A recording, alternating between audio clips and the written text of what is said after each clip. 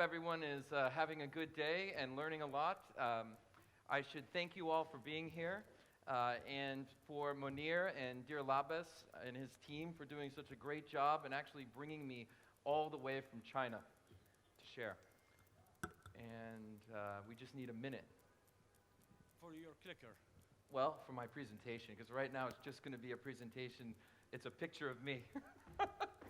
Well, you're a handsome boy, so. That's it. Okay, the clicker is ready. All right. Where are we? Oh, we still don't have it. Okay. So, we'll start again. Thank you all for being here, everyone. I am very grateful to Munir, who reached out to me a few months ago and said, hey, come to Morocco. Talk about China. Show us how it's done. So I'm very grateful. It's a very long way away, and I know it's not something you deal with every day, but in the last few days, I've been all around Morocco, from Marrakesh down to here, and I've noticed an enormous amount of Chinese visiting this country, and it's a huge opportunity for you, and we're going to talk about that today. So a little bit about me. I'm the CEO and co-founder of Kung Fu Data and E-commerce Group. Our sole mission is to help brands thrive in China's online marketplaces, and to that end, I hope today's discussion is both eye-opening and inspiring as we take a little walk into the unique world of China e-commerce. So I'd like to start with a case, maybe one you already know, about a famous luxury bag brand that comes barreling into China. They open a Tmall store and they have to close it a few years later.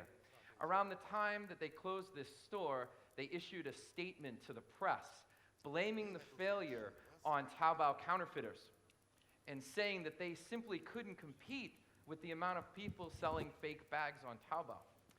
And I thought that was really interesting because a month before that, I was sitting with the brand's CFO and his team in his office. They brought us in to do an audit to find out what really happened. We found two real reasons for the failure, neither of which had anything to do with counterfeit. The first was a major channel conflict between the brand and its sort of a parallel importer, which you probably have in Morocco too. And this guy from Beijing had special relationships in the US with the brand's wholesalers. He was able to buy the merchandise for wholesale or below wholesale price and bring the inventory into China and retail it for less than the brand. And we're not talking about a small amount of business. Between the parallel importer's own stores on Tmall and the greater network of Taobao and Tmall stores carrying the products, they did almost 60 million US in transaction volume. This was really big. But that actually wasn't the biggest reason for the failure, right? It was something more subtle and more interesting. So when we asked the team how they ended up having a website in Tmall that had no traffic, and it was the brand's own store, we found out the brand hired some fancy consultants who thought they were being clever in having the brand on a private template in Tmall. Now, as an operator, I hear this and I think, no. Because we all know that Tmall itself is nothing more than a button, a status symbol, in something much, much, much bigger. A place where nearly 700 million people begin and end their journey to purchase anything under the sun. And that's Taobao. So when you're on a private template in Tmall, you are cut off from the Taobao search index. Now, in the portfolio of 15 brands that we run on Tmall, 85 to 90% of our traffic and all of our sales, our transactions, in some way originates from the Taobao platform on the app. And I'm telling you this not to beat on this brand for failing, but to illustrate one point. It doesn't matter how big you are or how famous you are. You can get all sorts of things wrong in China. It's a minefield, and success is highly nuanced.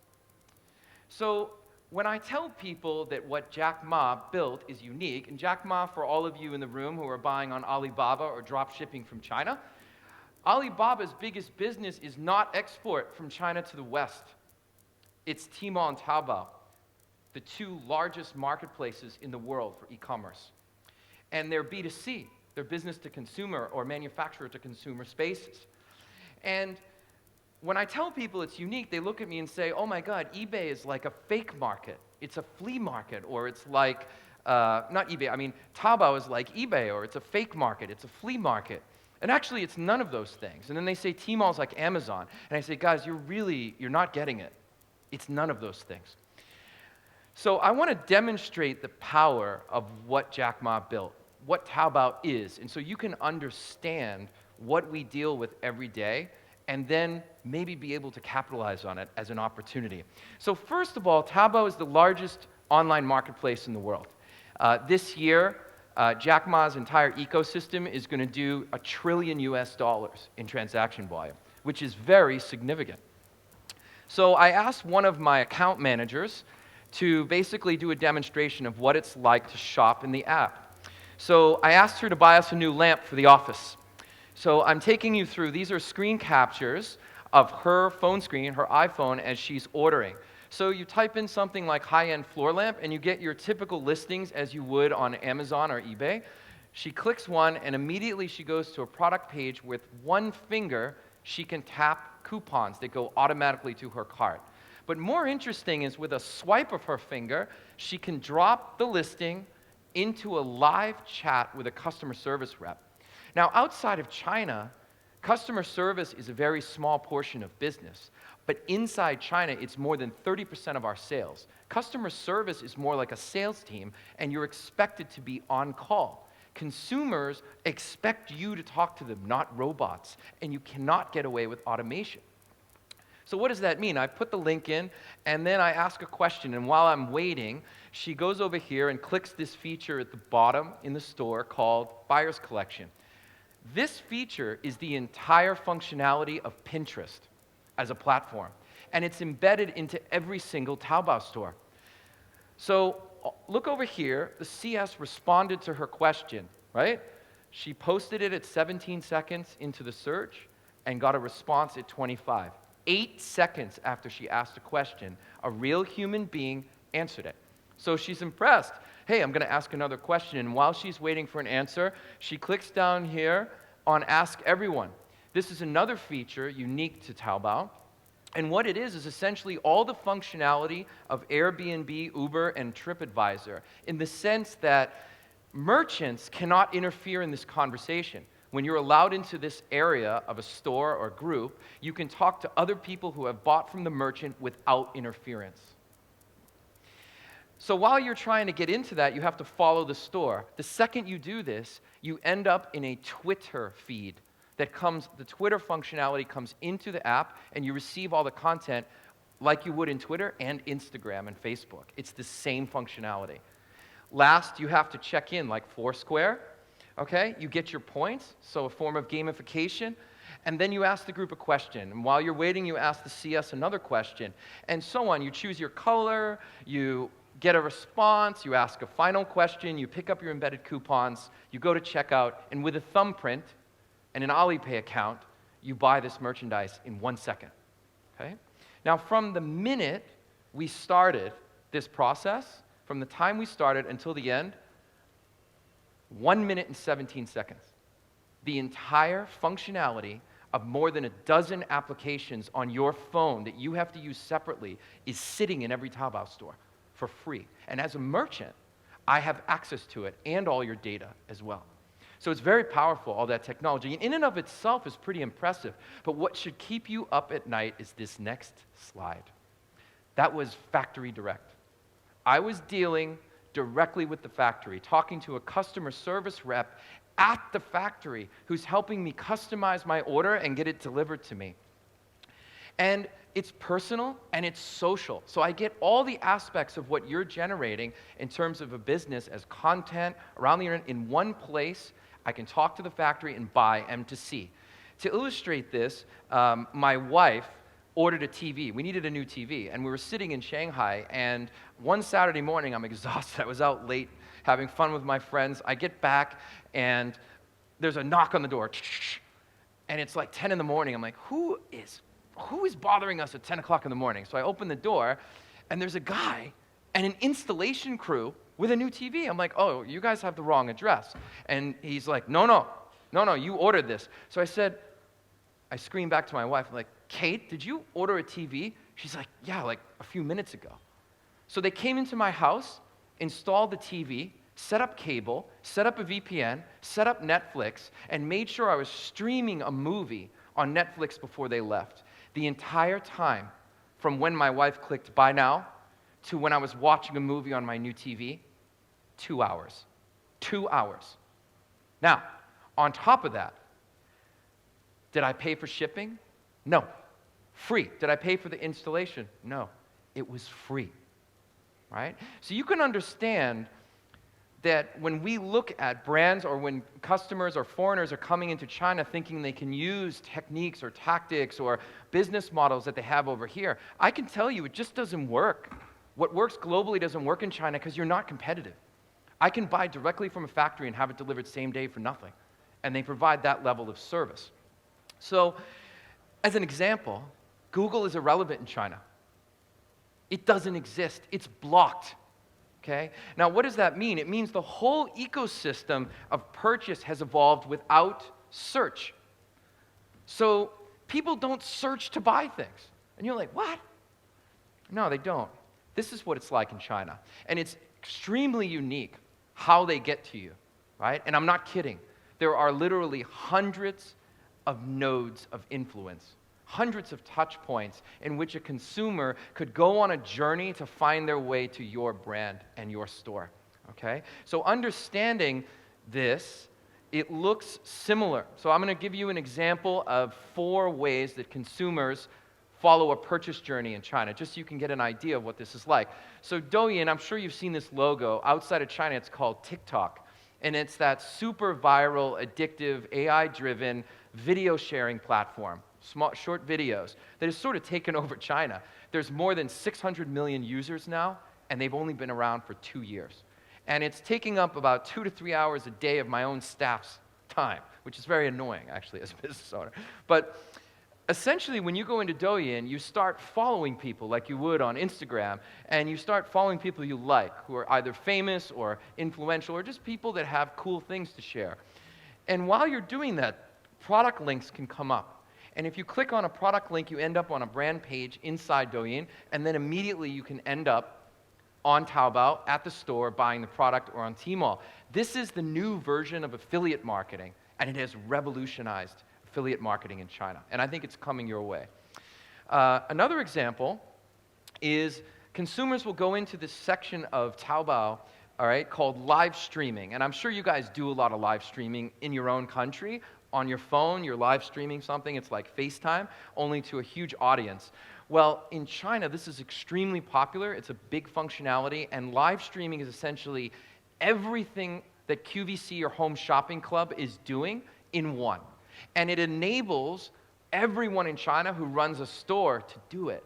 So you can actually run your own shopping show. So a consumer will come in, find what they want, and also go through the purchase, all on their phones.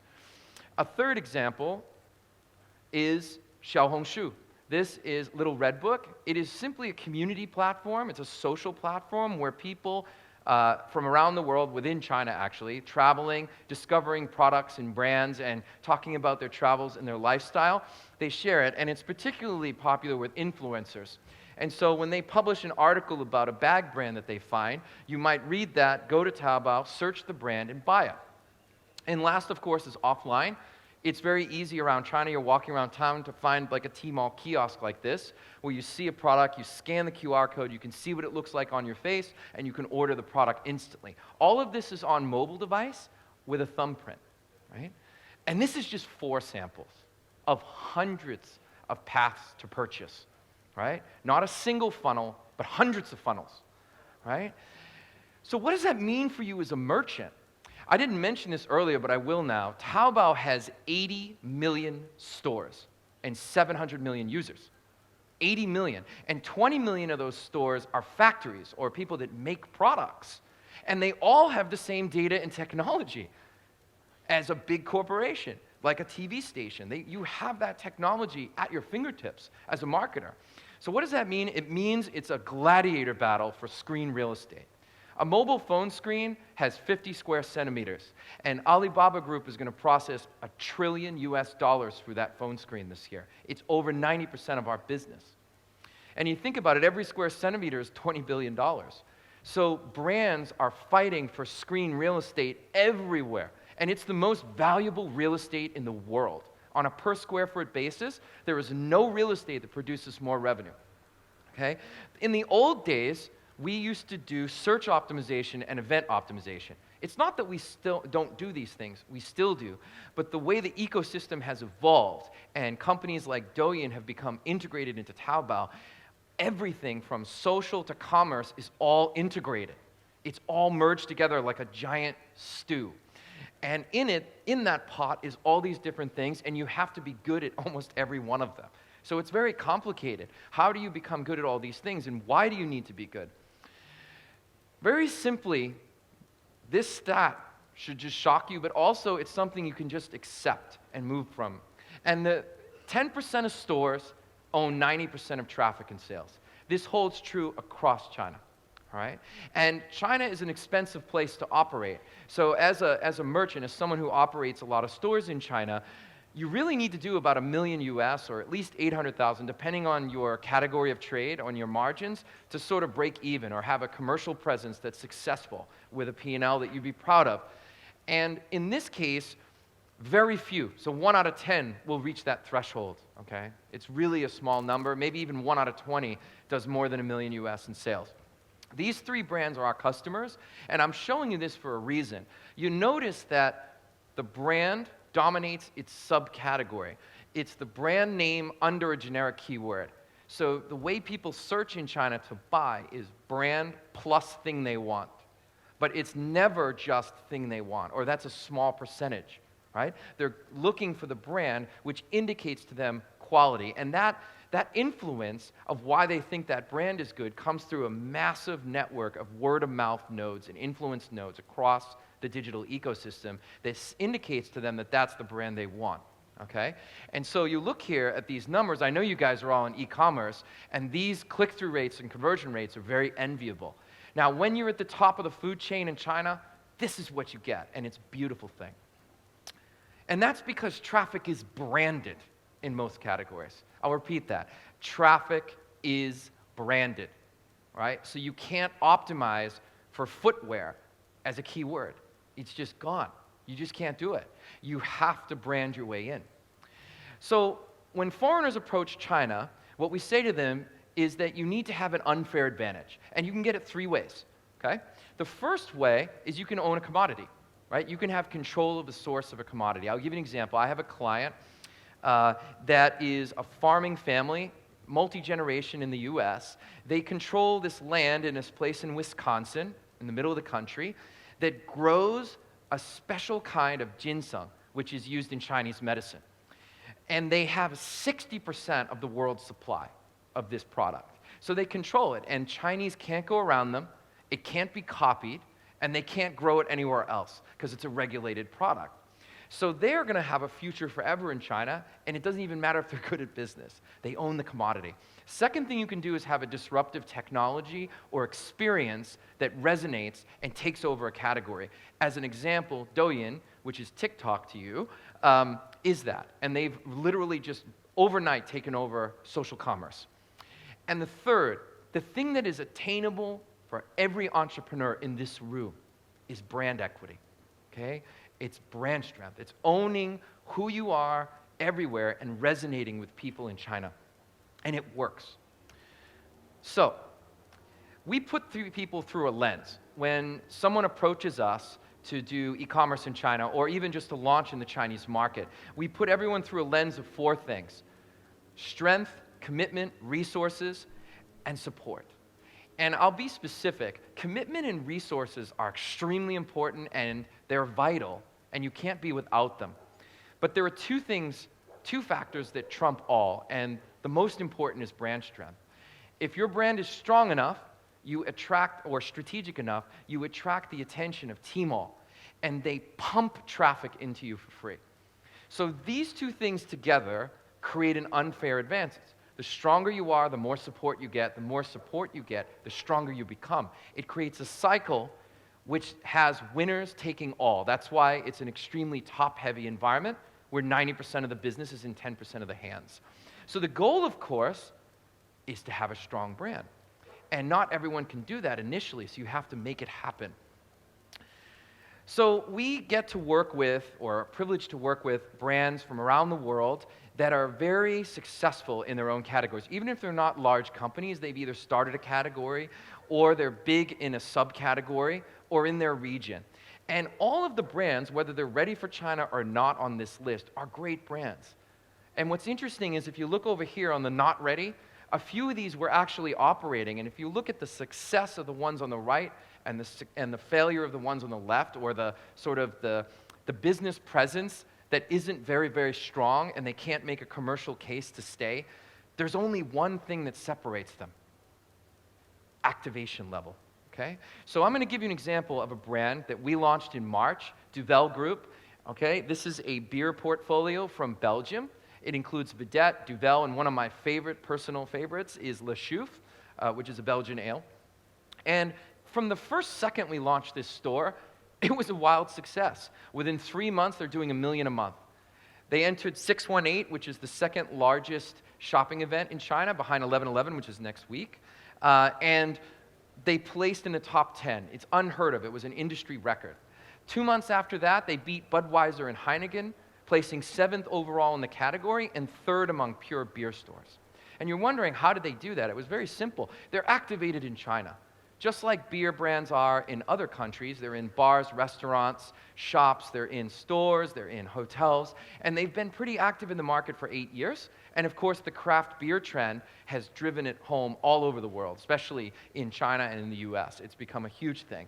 And to make it more successful, they integrated that offline presence with their online. So there are huge communities of affiliates and resellers. These are people that own beer stores or small bars that represent the brand and integrate with the Tmall store and the Taobao stores selling it, and are able to bring all of that activity and interest and brand strength online, right? And so when it comes into the platform, it creates credibility at a level that allows my customer to take all the market share and sit at the top of the queue. And of course, they do other kinds of on and offline marketing, videos, and influencers. So you're probably wondering, how do you get traction in China? There's really only 2 ways, from what I can see, so how to win in the Chinese market, okay? So in addition to having one of the 3 characteristics, a good brand, or a disruptive technology, or a commodity that you control, here's another way, right? You can get traction. And we do it a number of ways. Like I said, there's only 2 routes. There's accidents and intentions. So you can intentionally activate in China, or you can have an accident. And I think for this crowd, the more interesting thing is happy accidents, not intentional activation, right? And so what we see most often is that brands will have sort of a basis in China before they launch a commercial presence. And that comes from a number of things. So global buzz, or something that takes off in the States or Europe, has an uncanny ability to spill into China naturally. You have things like influencers who have an outsized say in a brand's results, and I'll give you an example on the next slide. And word of mouth in general, plus local resale. You can pursue a number of avenues, but these things have to take a natural or organic sort of path to entry.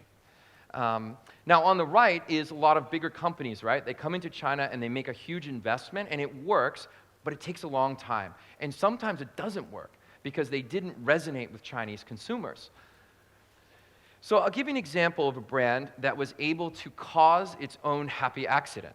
Strathberry did not exist as a brand until 2013. It just didn't exist. It's a D2C brand. And when they launched the brand, they thought that affordable luxury handbags as a new brand, the best case for them would be to do it in China, because at that time there weren't that many options. So they hired a PR agency who only did one thing, and this PR agency was very low budget, but they just did one thing really well. We call it prime seeding. They essentially had relationships with magazine editors, they had relationships with influencers, and they were able to get the product placed in key places and talked about, and it created a sensation. Last year, they did more than 13 million pounds cross-border from their site in the UK into China, right? And they don't even have a commercial presence in China. So it's very possible to do these things. One of our clients, Zach Posen, was just lucky. Kate Jo, an influencer in China, took a liking to the brand. She's almost like a curator. She goes to New York all the time, and she picked up Zach as one of her brands and made it very famous in China.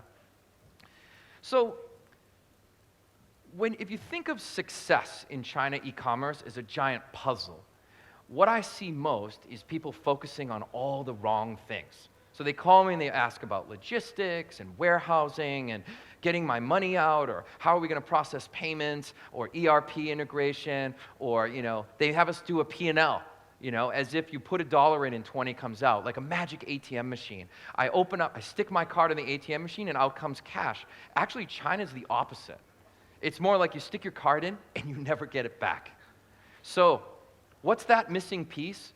What is the factor above all else that you guys can focus on as business owners or someone who wants to tap into this market? It's activation level, right?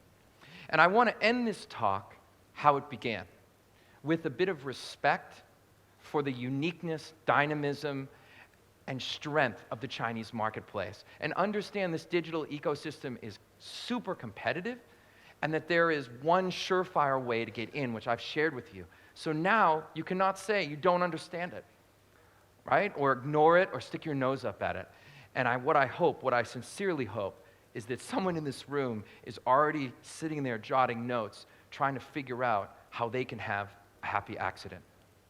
Thank you, guys. I'll take questions now.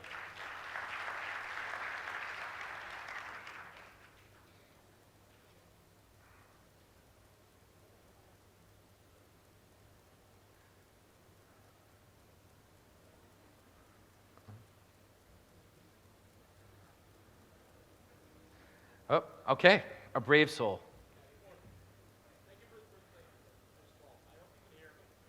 A little bit. Hey, can you give him a microphone so he can ask questions? Anyone? Stand up and scream. Thank you. Oh, perfect. You can hear me now? Okay, great. Thanks for the presentation. It's really good. I just have one question. So you're talking about brand activation in China, right? Yes. So does that apply only to Chinese market, or can we apply it to any part of the world using the same strategies that you've been talking about?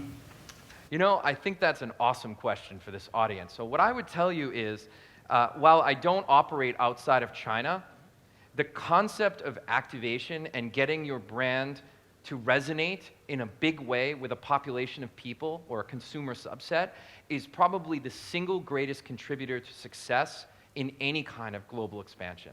The answer is yes.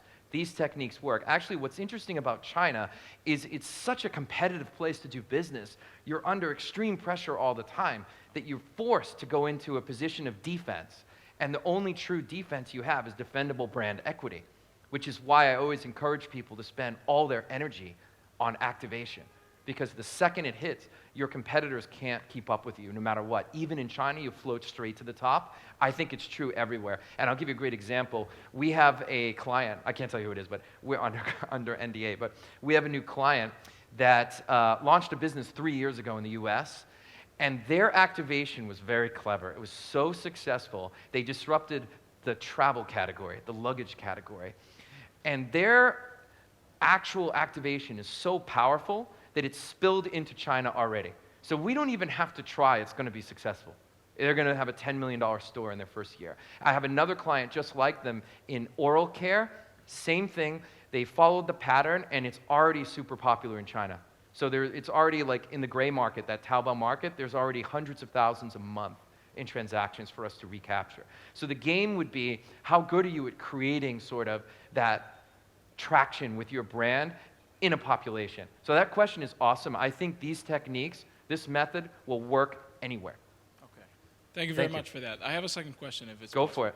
So is Chinese market a very independent market from all over Asia, or is it representative of the Asian market overall? So China is a black hole that sucks everything in from around it, all right? So if you look at Japan or you look at Korea, a huge percentage of the business now is Chinese tourists and Chinese going over there to buy products. So it's just the gravity of the market is just sucking things in.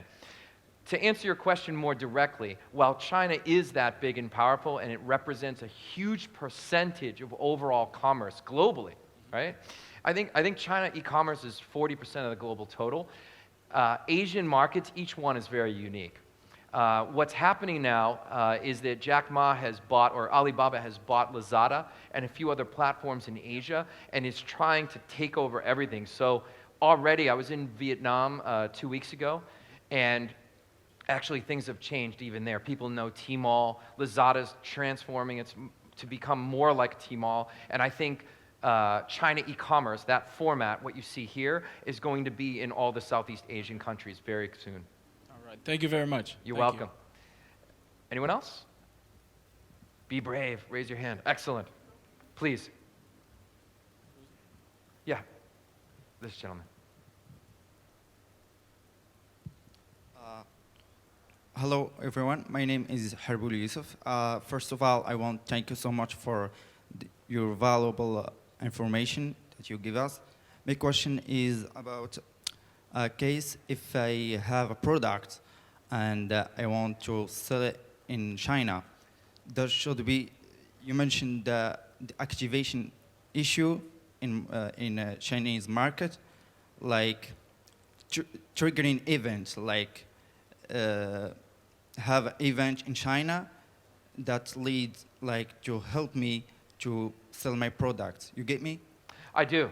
I do. So does this event should like in terms of respect the culture Chinese, or can I bring like something totally different in Chinese market, and does it work, or can I like bring like something like Chinese in another abroad China, like, and do the marketing thing, and does it, and could it be work, like bring some Chinese in Morocco and have event?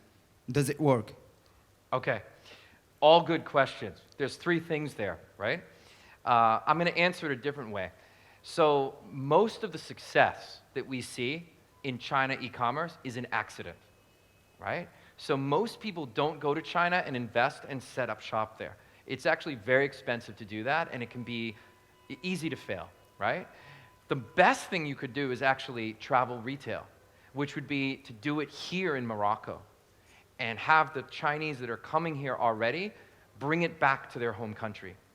So to answer your question, I believe it is better to activate outside of China first with Chinese. And I know that sounds weird, but actually there's 200 million Chinese travelers this year. They are everywhere.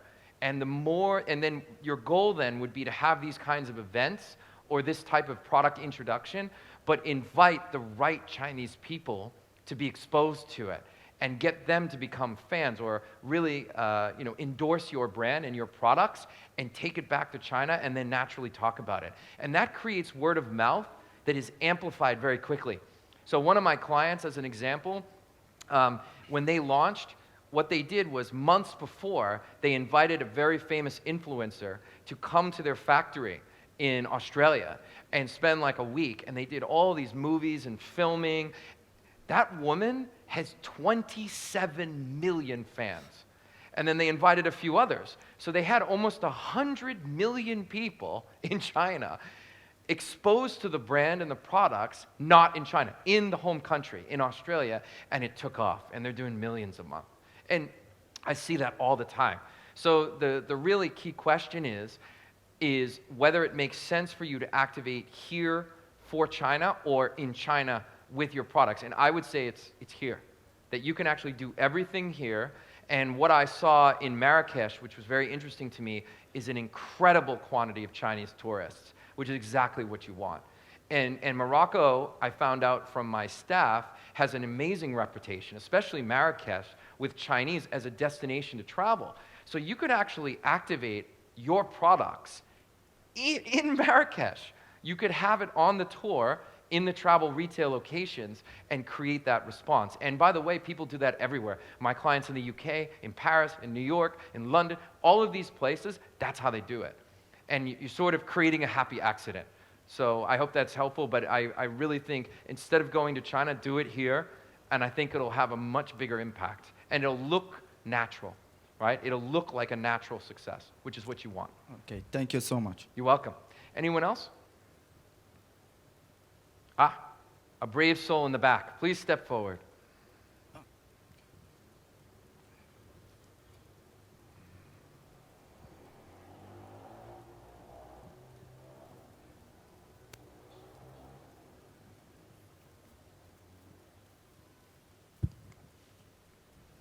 Hello, thank you for your speech today.